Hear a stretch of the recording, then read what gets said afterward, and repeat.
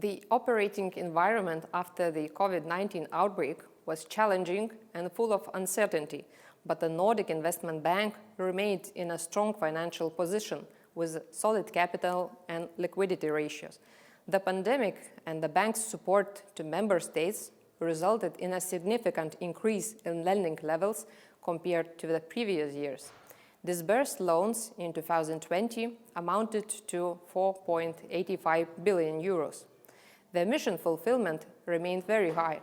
Projects with a good or excellent mandate rating stood at 98%.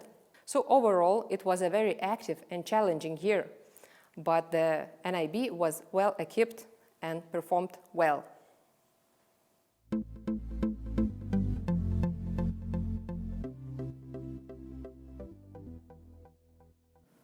The COVID-19 pandemic had a significant impact on the Nordic-Baltic region with a severe drop in economic activity. However, the Nordic-Baltic economies seemed quite resilient to this shock, as the GDP contractions on average were lower than in the other European countries. It is important to note, though, that the uncertainty remains high and the pace of recovery highly depends on the epidemic trend. To alleviate the social consequences and mitigate the economic effect of the pandemic, the governments of the Nordic-Baltic countries provided extensive support measures. This in turn affected fiscal positions and accumulation of debt. Therefore, once our economies get back on sustainable growth path, we have to move towards rebuilding fiscal space in a gradual and growth-friendly manner to be better prepared to fight crisis in the future. The NIB acted swiftly to provide timely and flexible financing to help countries combat the pandemic and mitigate its negative economic and social impact. In addition to the response loans provided to the Baltic member countries in spring 2020, the NIB has increased its lending to sustainable businesses that were facing economic difficulties due to pandemic. The NIB also reconsidered a number of covenant requirements and agreed upon other waivers to support existing borrowers during the crisis. So, overall, the response was timely and supplemented national support measures well. And it is important that going forward with the recovery, the NIB remains flexible and continues to support businesses facing economic difficulties due to pandemic.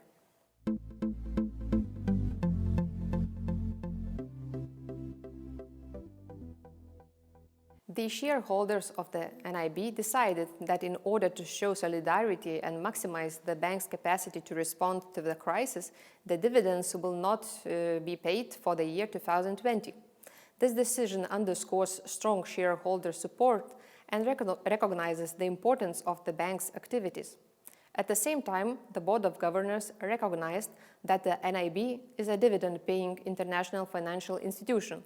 Therefore, assuming the economic conditions improve and the bank's capital position allows, it will be considered to pay a higher than the normal dividend to member countries in 2022.